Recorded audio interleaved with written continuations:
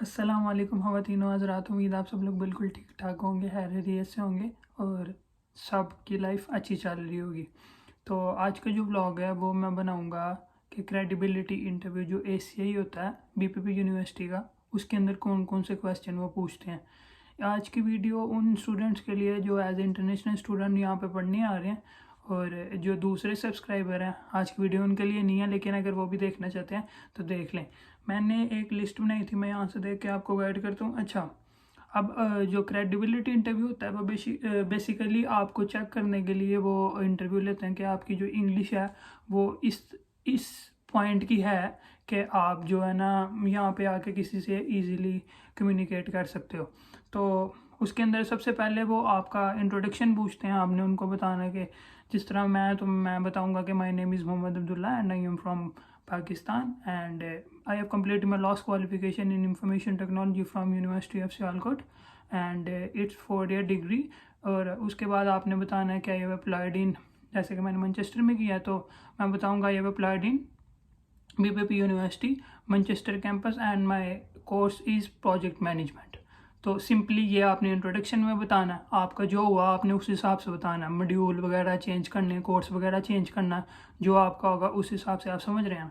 Introduction आपने इतना बताना है, ठीक है। उसके बाद अच्छा, उसके बाद आपसे क्वेश्चन, वो अगला क्वेश्चन करेगा have you been to the UK before. तो क्योंकि मैं पहले आज से पहले कभी UK नहीं आया हुआ तो मैंने उसको सिंपली कहा था no I have never been to the UK before.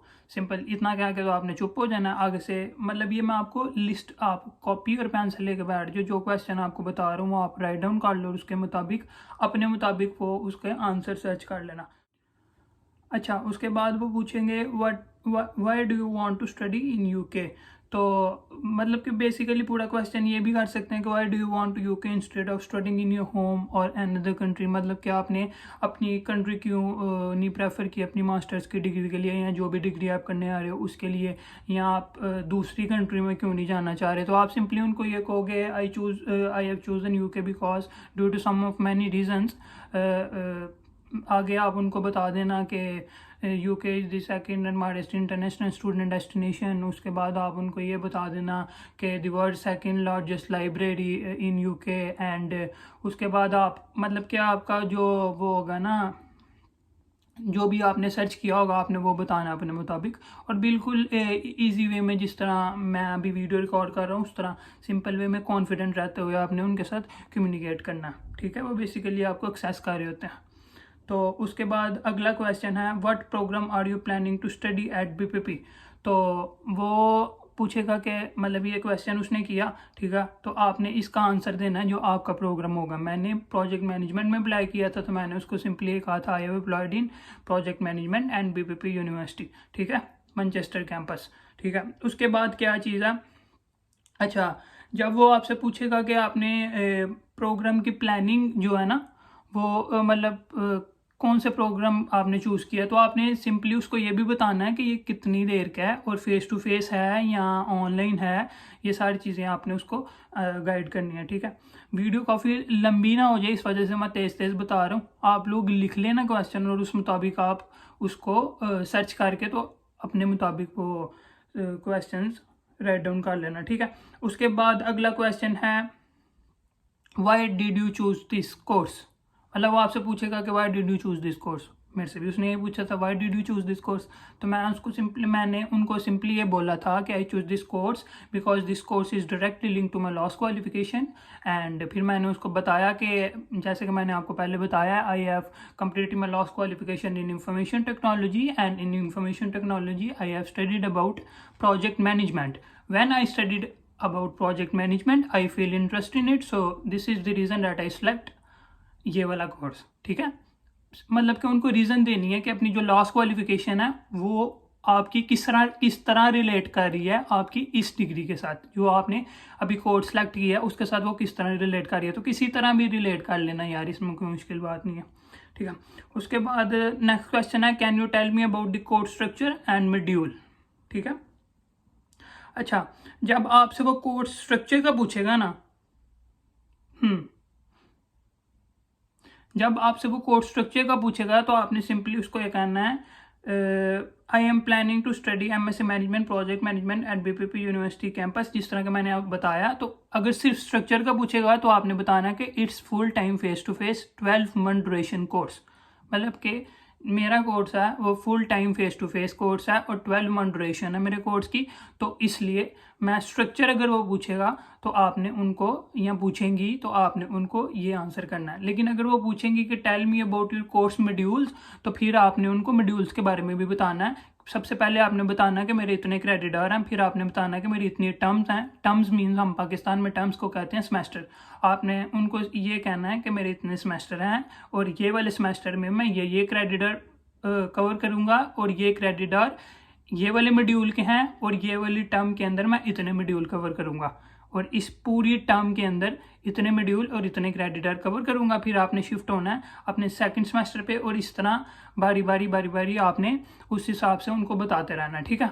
अच्छा, ये क्वेश्चन भी कवर हो गया। जो चीज़ की कन्फ्यूजन हो रही है आपको मेरे से कमेंट में पूछ लेना, मैं आपको वहाँ पे गाइड कर दूंगा, कोई मसले वाली बात नहीं है। और कॉन्फिडेंट रहते हो सिर्फ आपने उनका आंसर देना। उसके आगे क्वेश्चन नेक्स्ट वन है, what was your lost qualification. तो वैसे कि मैंने उनको पहले बता दिया था तो उन्होंने मेरे से ये क्वेश्चन नहीं किया था।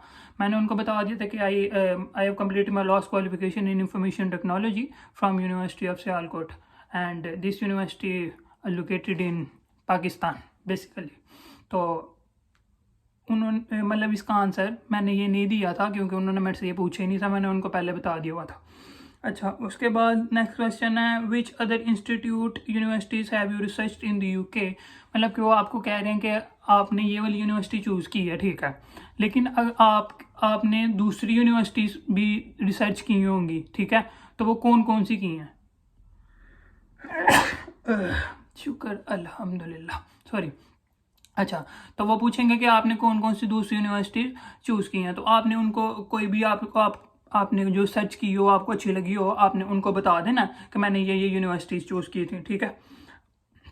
अच्छा, इसके अंदर बेसिकली चीज़ ये भी है कि जब आप बताओगे ना कि मैंने ये यूनिवर्सिटी चूज़ की थी, तो आपने सिंपली उनके मॉड्यूल्स थोड़े बहुत मॉड्यूल बता देने हैं, ठीक है। और मतलब 2 यूनिवर्सिटीज़ आप कह देना कि मैंने सर्च की है, कोई भी अच्छी सी सर्च करके, और देखना कि वो जो यूनिवर्सिटीज़ है ना, जिस यूनिवर्सिटी में आप आ रहे हो उससे नीचे हो, ठीक है। तो अगर वो पूछेगा कि आपने वो यूनिवर्सिटीज़ क्यों नहीं प्रेफर की अपनी स्टडी के लिए, अपनी मास्टर्स की डिग्री के लिए, वो पूछेंगे या पूछेंगी, ठीक है। तो आपने सिंपली उनको ये बोलना है कि मुझे मतलब कि यहाँ की फीस स्ट्रक्चर ठीक है, या यहाँ का मॉड्यूल ठीक है, या यहाँ का जो मॉड्यूल का स्ट्रक्चर है वो मतलब कि मेरे मुताबिक है, मैं जो पढ़ना चाह रहा हूँ उसके मुताबिक है, तो इसलिए मैंने ये, मतलब आप डिफरेंस ना जो क्रिएट कर लेना जो भी आपको बनता हुआ, ठीक है। उसके बाद है स्टडी एट BPP। अच्छा, हाँ जी, ये आ गया ना नेक्स्ट क्वेश्चन, मतलब कि यहाँ पे उसने पूछा हुआ है, why did you choose to study at BPP above these universities. मतलब कि आप क्यों BPP में ही क्यों आप पढ़ना चाह रहे हो, BPP क्यों चूज़ किए अबव दीज यूनिवर्सिटीज़।